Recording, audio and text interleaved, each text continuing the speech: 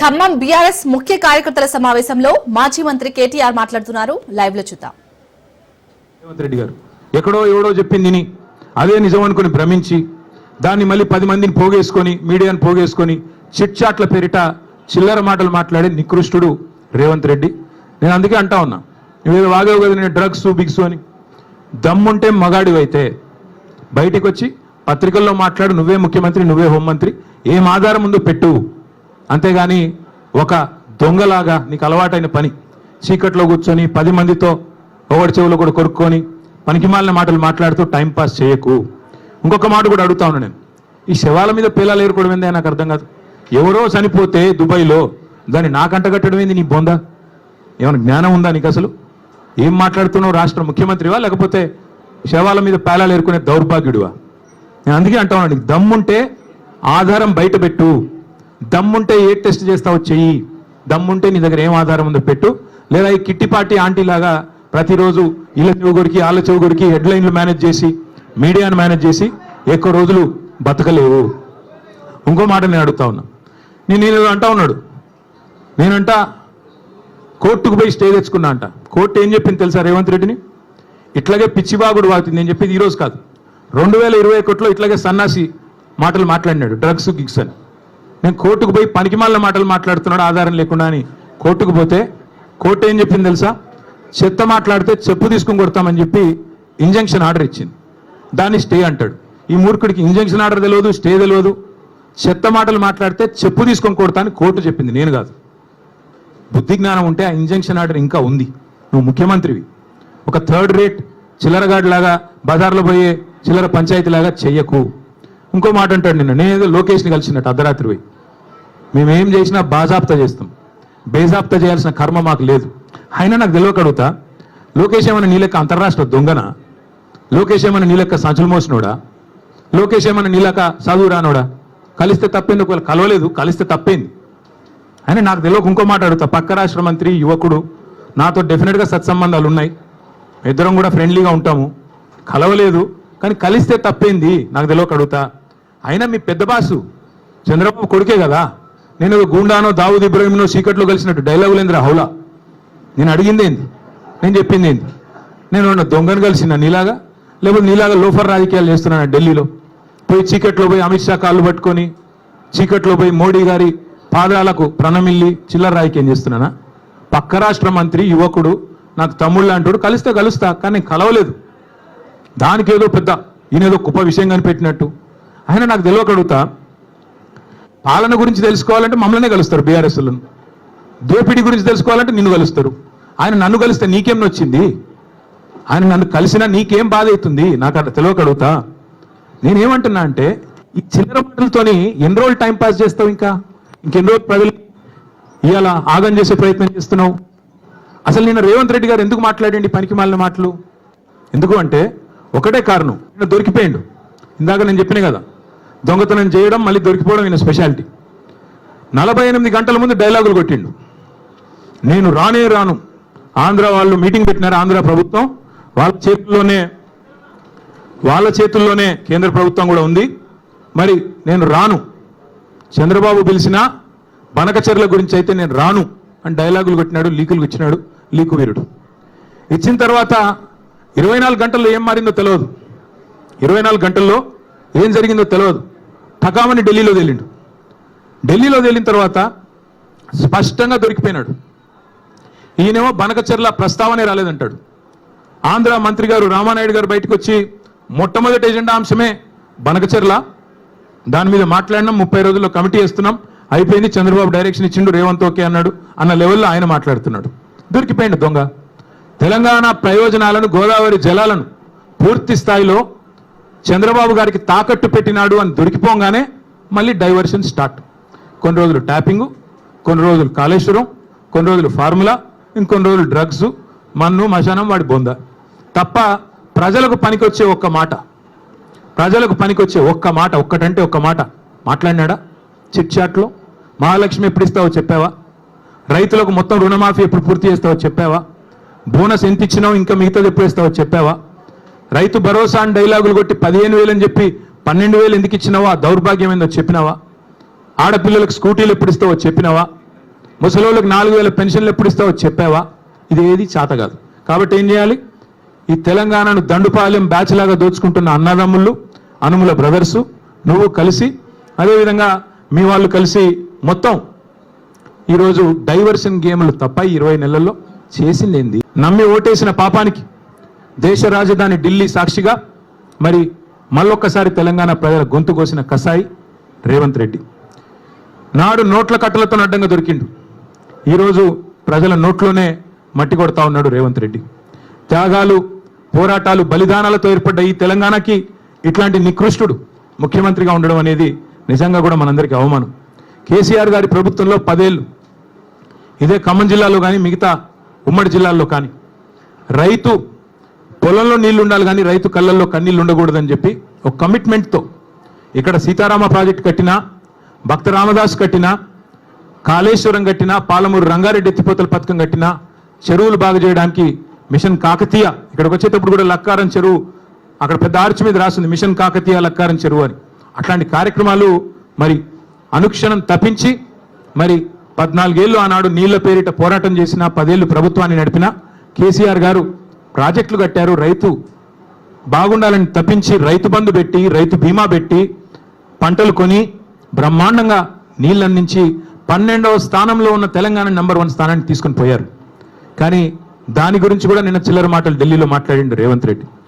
బాబు గారితో మరి జరిగిపోయిన దొంగ ఒప్పందం, చీకటి ఒప్పందం బయటపడంగానే కవర్ చేసుకోవడానికి కవర్ డ్రైవ్లు, ఇవన్నీ ఎక్స్ట్రా కవర్ డ్రైవ్లు, డ్రగ్స్, కాళేశ్వరము, ట్యాపింగు, టూపింగు, అందుకే కుడిదిలో పడ్డ ఎలకలా కొట్టుకుంటా ఉన్నాడు. ఏం చేయాలో తెలియదు, దొరికిపోయిండు, అడ్డంగా దొరికిపోవడం కాబట్టి అడ్డదారులు ఎత్తుకుతా ఉన్నాడు.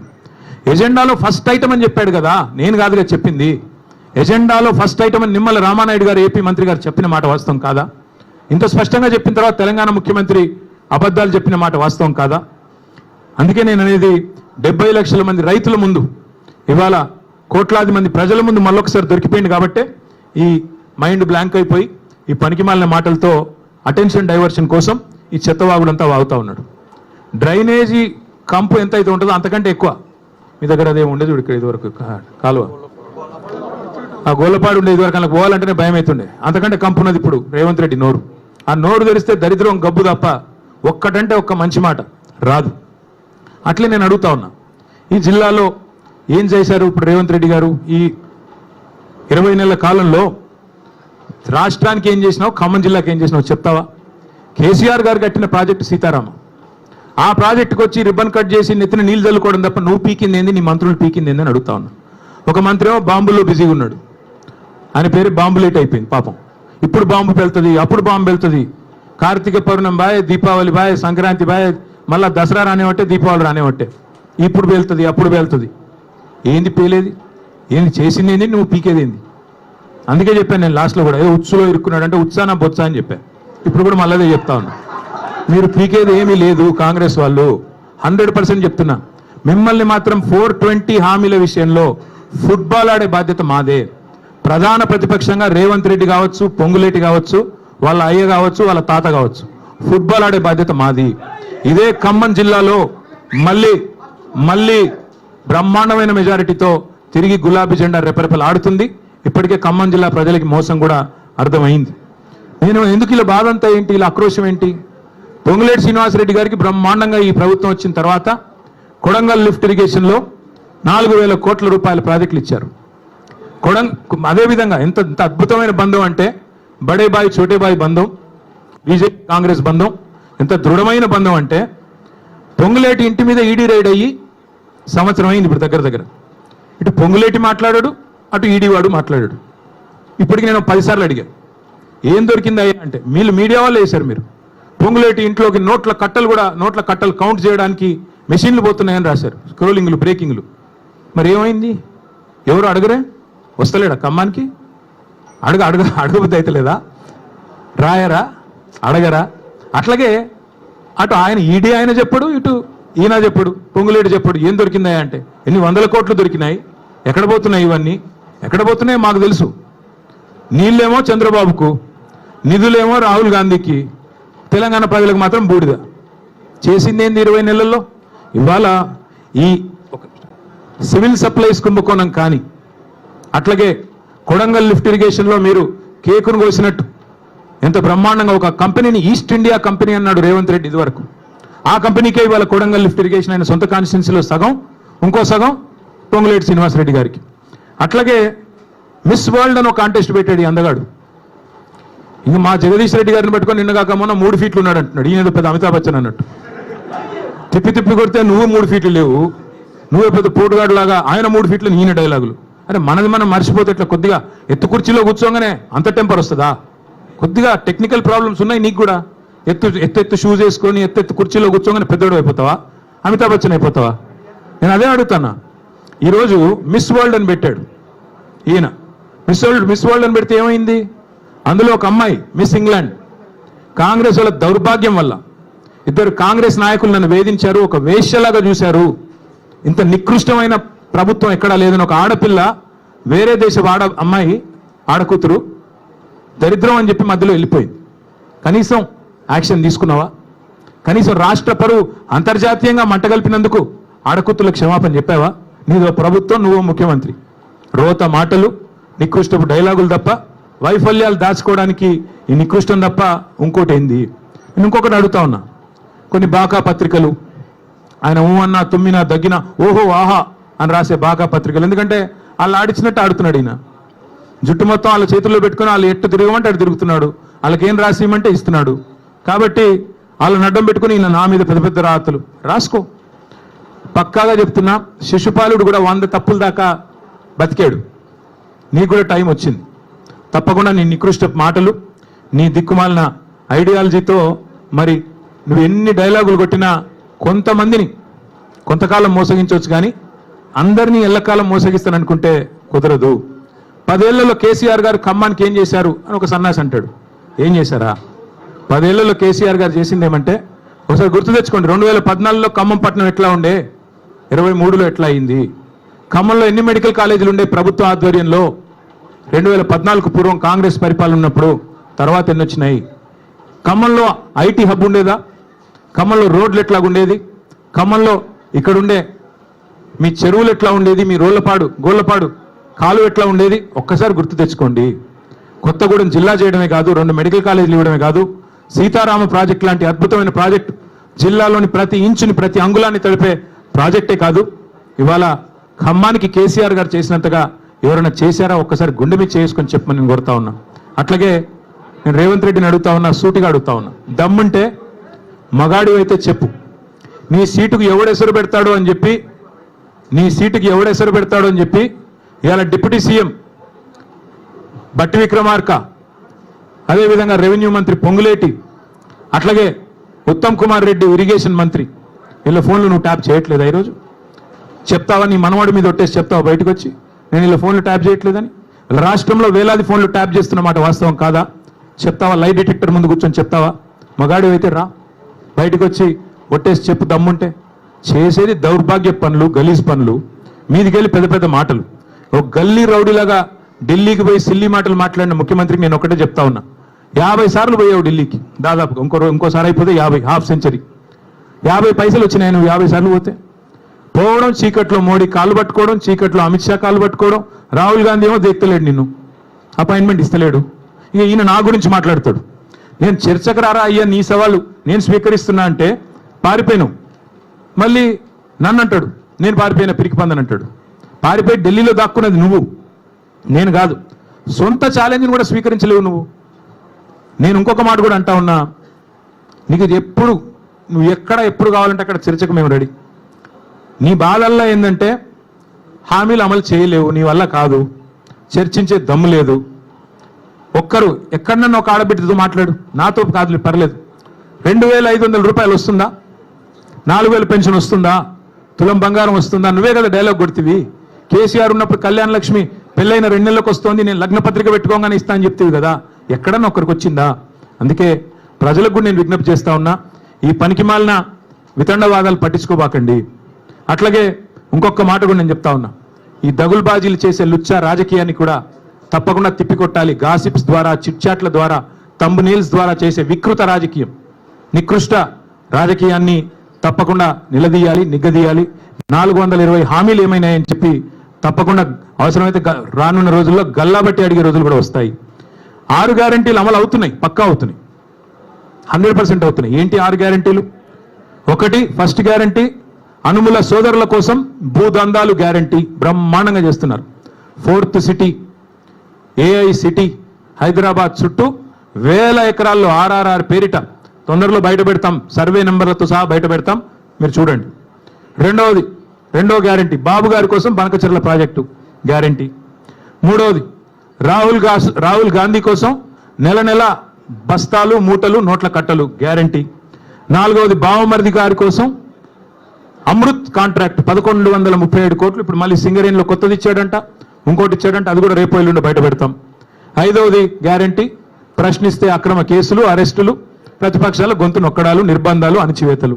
6వ గ్యారంటీ నెలకొకసారి ఢిల్లీ గ్యారంటీ, నెలకొకసారి కాకపోతే 4 సార్లు ఢిల్లీ గ్యారంటీ, అక్కడ పోయి చీకట్లో మోడీ కాళ్ళు పట్టుకోవడం గ్యారంటీ. ఇది తప్ప నువ్వు 6 గ్యారంటీలు తప్ప నువ్వు అసలు చెప్పిన 6 గ్యారంటీలు ఎక్కడ పోయినాయి నేను అడుగుతా ఉన్నా. నువ్వు ఫామ్ హౌస్ అంటాడు రేవంత్ రెడ్డి గారు, ఫామ్ హౌస్ కాదు, కేసీఆర్ కాదు. నువ్వు ఏ ఫార్మర్ హౌస్కి పోయినా నీ బతికేందో చెప్తారు. ఇవాళ రాష్ట్రంలో ఏ ఫార్మర్ హౌస్కి పోతావో పో, కొండారెడ్డిపల్లిలోనా, కొడంగల్లోనా, ఖమ్మంలోనా, యాడికి వస్తావో రా, ఫార్మర్సే చెప్తారు నీ బతికేందో నీ లెక్కేందో. అట్లాగే ఇంకొక మాట కూడా నేను చెప్తా ఉన్నా, ఇవాళ 100% చెప్తా ఉన్నా నేను, నువ్వు ఏ సవాలు ఎప్పుడు ఎక్కడ వేసినా స్వీకరించేదానికి నేను సిద్ధంగా ఉన్నా. నేను రేవంత్ రెడ్డి గారికి ఒక్కటే అడుగుతా ఉన్నా, మీరు అసెంబ్లీలో మైకులు కట్ చేసి స్పీకర్ గారిని కనుసైగలతో నియంత్రించి బతికిపోతా అక్కడేదో 4 డైలాగులు కొట్టి ఊకదంపుడు ఉపన్యాసాలు కొట్టి మళ్ళీ ఇట్లే డ్రగ్స్, కాళేశ్వరం, టూపింగు అని చెప్పి తప్పించుకుంటా అంటే ఎక్కువ రోజులు తప్పించుకోలేవు. టైం గడుస్తూ ఉంది, 20 నెలలు అయిపోయింది. ప్రజలు చూస్తూ ఉన్నారు, అన్ని చూస్తూ ఉన్నారు. తప్పకుండా అన్నిటికీ తిరుగులేని సమాధానం చెప్తారు. స్థానిక సంస్థల ఎన్నికల్లో బీసీలను ఎట్లా మోసం చేస్తున్నావో బీసీలు కూడా చూస్తూ ఉన్నారు. 42% రిజర్వేషన్ల పేరిట నీ ప్రభుత్వం ఆడుతున్న నాటకాన్ని కూడా బీసీలు అర్థం చేసుకున్నారు. బీసీ డిక్లరేషన్లో చాలా చెప్పావు, 20,000 కోట్ల బడ్జెట్ ఇస్తా అన్నావు, సంవత్సరానికి 5 ఏళ్లలో 1,00,000 కోట్ల బడ్జెట్ అన్నావు. మరి 2 బడ్జెట్లు పెట్టావు, 2 బడ్జెట్లు కలిపి కూడా ఇప్పటివరకు పెట్టింది 20,000 కాదు, ఖర్చు పెట్టింది 10,000 కూడా కాదు. ఎక్కడ పోయింది 1,00,000 కోట్ల బడ్జెట్? అట్లాగే నువ్వే కదా చెప్పింది బీసీ సబ్ ప్లాన్ ఇస్తా అన్నావు, ఎక్కడ పోయింది బీసీ సబ్ ప్లాన్? 42% కేవలం రాజకీయ రిజర్వేషన్లే కాదు, ప్రభుత్వ వర్కుల్లో 42% ఇస్తానన్నావు, కాంట్రాక్టులో 42% ఇస్తానన్నావు. ఒక్క కాడ నన్ను ఇచ్చినావా? కనీసం నీ కొడంగల్లో ఇచ్చినావా? చూపెడతావా? మరి నీ చేతిలో ఉన్నదేమో ఇవ్వవు. నీ చేతుల్లో ఉన్న ఇప్పుడు నీ మంత్రివర్గంలో 42% మంత్రులు ఉన్నారా బీసీలు? మరి నీ చేతుల్లో ఉన్నది ఇవ్వవు, నీ చేతుల్లో ఉన్న బడ్జెట్లో రూపాయి పెట్టవు, నీ చేతుల్లో 42% కాంట్రాక్ట్లో ఇచ్చేది ఉంటే అది ఇవ్వవు, నీ చేతుల్లో 42% మంత్రులు ఇచ్చేది ఉంటే అది ఇవ్వవు, నీ చేతుల్లో బీసీ సబ్ ప్లాన్ పెట్టే అధికారం ఉంటే అది చెయ్యవు. నీ చేతుల్లోనే ఇన్ని పెట్టుకొని చేయకుండా కేంద్రం చేతుల్లో ఉన్న రిజర్వేషన్లు నేను చేస్తున్నా అని చెప్పి నువ్వు నమ్మించి ఒక కాగితం ఇస్తే నమ్మడానికి బలహీన వర్గాల సోదరులు ఇవాళ చైతన్యం లేరు వారు అనుకుంటా ఉన్నావా? అందరికీ అన్నీ అర్థమైనాయి. పెద్దలు నిన్న జస్టిస్ ఈశ్వరయ్య గౌడ్ గారు చెప్పారు, హైకోర్టు జడ్జిగా పనిచేసిన పెద్ద ఆయన, ఇది చెల్లదు అని స్పష్టంగా చెప్తున్నారు. మరి రాష్ట్రంలో ఉన్న వాళ్ళందరికీ అర్థమవుతున్నది. అందుకే నేను అనేది రేపు స్థానిక సంస్థల్లో తప్పకుండా మంచి ఫలితాలు వస్తాయి. నువ్వు బనకచెర్ల పేరిట బాబు గారికి ఏదైతే గురుదక్షిణ చెల్లించుకుంటున్నావో దీన్ని మేము తీవ్రంగా వ్యతిరేకిస్తా ఉన్నాం. తెలంగాణ హక్కు తేలాలి. బాబు గారు చెప్తున్నారు, చంద్రబాబు నాయుడు గారు మిగులు జలాల్లో వాడుకుంటే ఇబ్బంది ఏంటి అంటున్నారు. వాస్తవం ఏంటి? నా దగ్గర మొత్తం వివరాలని మళ్ళీ ఒక రోజు మాట్లాడతాను. ఎందుకంటే ఇవాళ ఆయన తిట్లకు నేను కౌంటర్ తిట్లు తిట్టాల్సి వస్తుంది. నాకు ఇష్టం ఉన్న తిట్లు తిట్టడం కానీ నాకు కూడా తప్పట్లేదు అప్పుడప్పుడు ఇట్లాంటి.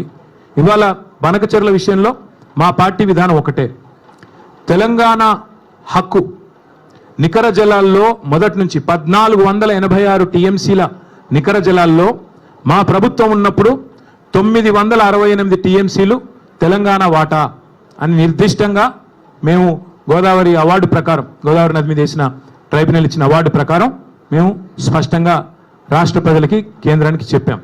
అట్లాగే మిగులు జలాలు ఏవైతే 3000 టీఎంసీలు ఉన్నాయో అదే దామాషా ప్రకారం మాకు 1950 టీఎంసీల నీళ్లు మిగులు జలాల్లో కూడా మాకు రావాలి తెలంగాణకి.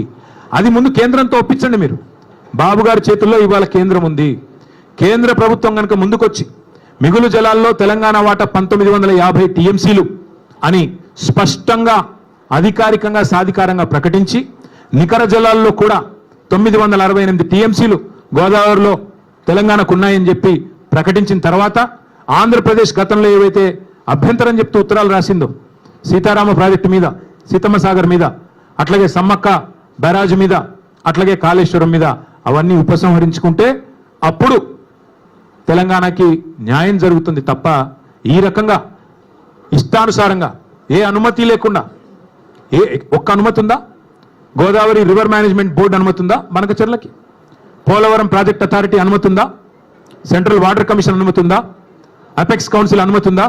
ఏ అనుమతి లేకపోయినా నేను కట్టుకుంటా, ఎందుకంటే రేవంత్ రెడ్డి జుట్టు నా చేతుల్లో ఉంది, మోడీ జుట్టు నా చేతుల్లో ఉంది అని ఎవరు అనుకున్నా తెలంగాణ ప్రయోజనాల విషయంలో ఇంకెవరన్నా రాజీ పడవచ్చు, ఇంకెవరన్నా చీకటి మంత్రంగాలు చేయొచ్చు, కానీ మేము మాత్రం చేయం. మేము ఆంధ్ర ప్రజలకు వ్యతిరేకం కాదు, ఆంధ్ర రైతాంగానికి ఎంత మాత్రం వ్యతిరేకం కాదు, కానీ తెలంగాణ హక్కులు తేలాలి. గోదావరి జలాల్లో, నికర జలాల్లో మళ్ళీ చెప్తా ఉన్నా నేను 1486 టీఎంసీల్లో మొదటి నుంచి తెలంగాణ ప్రభుత్వం వాదిస్తున్నది కేసీఆర్ గారి నాయకత్వంలో 968 టీఎంసీలు మా ప్రాజెక్టులు ఇవి అని చెప్తున్నాం. అది తేల్చండి ముందు. అట్లాగే మిగులు జలాలు 3000 టీఎంసీలు ఉంటే అందులో దామాషా ప్రకారం మాకు 1950 టీఎంసీలు రావాలి. అవి తేల్చి సాధికారంగా కేంద్ర జల సంఘం డిక్లేర్ చేస్తే తప్పకుండా అప్పుడు మాట్లాడొచ్చు. గతంలో మీరు పెట్టిన అభ్యంతరాలు ఉపసంహరించుకుంటే మాట్లాడొచ్చు. అంతేగాని ఈ సానుభూతి డైలాగులు కుదరవు. మిగులు జలాలు వాడుకుంటే ఇబ్బంది ఏంటి, మిగులు జలాలు వాడుకుంటే ఇబ్బంది ఏంటి అంటే మీరు అన్ని ఉల్లంఘనలకు పాల్పడి ఏ అనుమతి లేకపోయినా ప్రాజెక్టులు కడతాం, బడితున్నోడిదే బర్రె అంటే అది కుదరదు. మీరే కదా ఉత్తరాలు రాసింది కాళేశ్వరానికి వ్యతిరేకంగా, మీరే కదా ఉత్తరాలు రాసింది సమ్మక్క సాగర్కి వ్యతిరేకంగా, మా సీతారామ ప్రాజెక్టు ఖమ్మం జిల్లాకు వ్యతిరేకంగా. ఇలా మళ్ళీ మీరు సానుభూతి కోసం మాట్లాడతారంటే కుదరదు. మీ శిష్యుడు తాకట్టు పెడతాడేమో తెలంగాణ ప్రయోజనాలు, కానీ కేసీఆర్ నాయకత్వంలోని మేమెవరూ కూడా తెలంగాణ ప్రయోజనాల విషయంలో, రైతాంగ ప్రయోజనాల విషయంలో రాజీ పడం. తప్పకుండా ఈ విషయంలో కేంద్ర ప్రభుత్వాన్ని కూడా నిలదీస్తాం. రేవంత్ రెడ్డి తప్పు చేస్తే మరొక ఉద్యమాన్ని కూడా అవసరమైతే తీసుకుంటామని చెబుతూ మీ అందరికీ మళ్ళొకసారి ధన్యవాదాలు, నమస్కారాలు. Thank you. జై తెలంగాణ.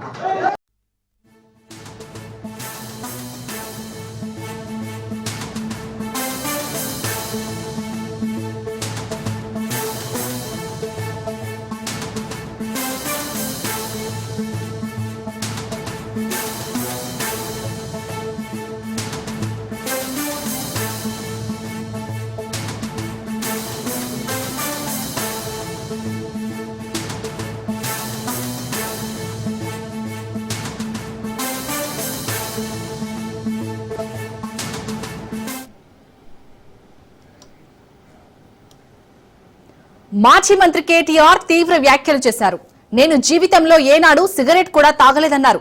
రేవంత్ అన్ని డైవర్షన్ పాలిటిక్స్ చేస్తున్నారని ఫైర్ అయ్యారు. రేవంత్ రెడ్డి 20 నెలల్లో చేసింది శూన్యమన్నారు. నా విషయంలో ఓసారి డ్రగ్స్ అంటారు, ఓసారి కార్ రేసింగ్ అంటున్నారన్నారు. దురలవాట్లకు ప్రజలు దూరంగా ఉండాలి అని హెచ్చరించారు. రేవంత్ రెడ్డి ఇప్పటి వరకు రాష్ట్రానికి ఏం చేశాడు అని ప్రశ్నించారు. డ్రగ్స్, రేవంత్ రెడ్డి చిట్చాట్లకు దూరంగా ఉండాలన్నారు. రేవంత్ రెడ్డి సీఎం పదవికి అర్హుడు కాదు అని హితవు పలికారు. రేవంత్ వల్ల యూట్యూబర్లకు తప్ప ఎవరికీ లాభం లేదు అన్నారు. సీఎం రేవంత్ నాపై ఎన్నో ఆరోపణలు చేశారు, టన్నుల కొద్దీ కేసులు పెట్టారన్నారు.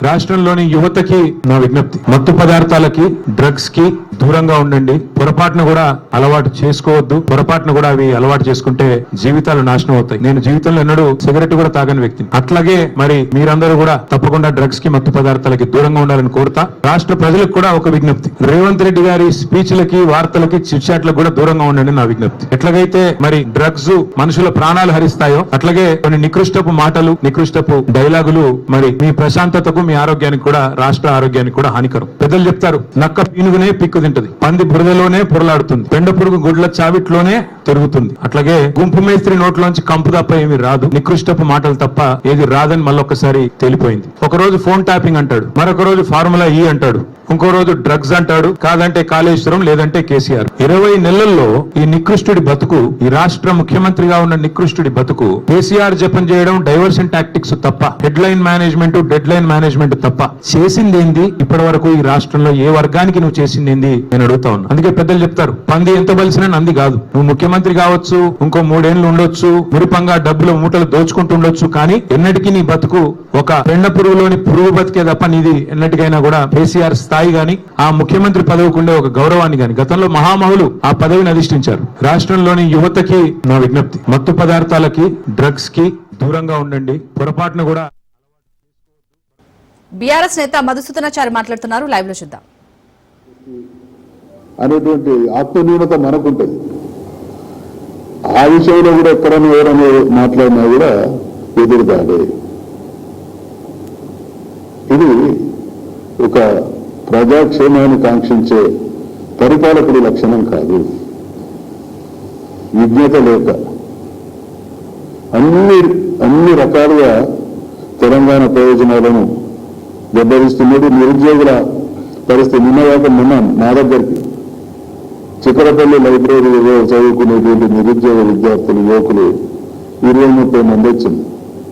నాకు పెళ్లిళ్ళు కాలేదు, ఇంటికి పోయే పరిస్థితి లేదు. ఈ మహానుభావుడు చెప్పిండు, మేము నమ్మినాం. ఒక్కొక్కరం కార్యకర్త కంటే ఎక్కువ కష్టపడి పనిచేసి వీళ్ళు అధికారంలోకి వస్తే మాకు శాశ్వతమైనటువంటి రిలీఫ్ దొరుకుతుందని చూసిన నాకు మేము మా తల్లిదండ్రులకు చెప్పేటువంటి క్రమంలో కాంగ్రెస్ అధికారంలోకి వస్తే మా లైఫ్ సెట్ అవుతుంది, మేము మిమ్మల్ని బాగా చూసుకుంటామని భరోసా ఇచ్చినాం. ఇప్పుడు తల్లిదండ్రులకు ముఖం చూపించేటువంటి పరిస్థితి లేదనేటువంటి ఆవేదన వ్యక్తం చేస్తాం. అన్ని రకాల మోసం, దగ, రైతు భరోసా ఎన్ని కిస్తులు పెట్టిందో మీకు తెలుసు. ఇక బీసీల విషయానికి వస్తే అనేక అంశాలతో పాటు బీసీ సమాజానికి సంవత్సరానికి 20,000 కోట్ల చొప్పున 5 సంవత్సరాల్లో లక్షల కోట్లు ఖర్చు చేసి దేశంలో ఏ రాష్ట్రంలో చరిత్రలో ఏ ప్రభుత్వం చేయనటువంటి అభివృద్ధి బీసీలకు సాకారం చేస్తాను. నువ్వు నిలదీసిన శాసన మండలిలో అయ్యా సంవత్సరానికి 20,000 కోట్లు పెడతామన్నావు. మరి తీరా చూస్తే 7,000 కోట్లు మొదటిసారి. బహుశా ఖర్చు చేసింది 3-4 కోట్లు. అంటే 10-20% మాత్రమే వాళ్ళు ఇచ్చినటువంటి హామీలను నిలబెడతా ఉన్నారు. అనేక రకాల వాళ్లకు చేయూత అన్నారు, దివ్యాంగులకు 6,000 రూపాయలు అన్నారు, వ్యవసాయ కూలీలకు 12,000 అన్నారు, ఆటో డ్రైవర్లకు 12,000 అన్నారు, రాజీవ్ యువ వికాసం అన్నారు. ఇన్ని రకాల పచ్చి మోసం. వ్యవసాయం దండగా అన్న పరిస్థితి నుంచి వ్యవసాయం పండగ చేసింది కేసీఆర్ గారు.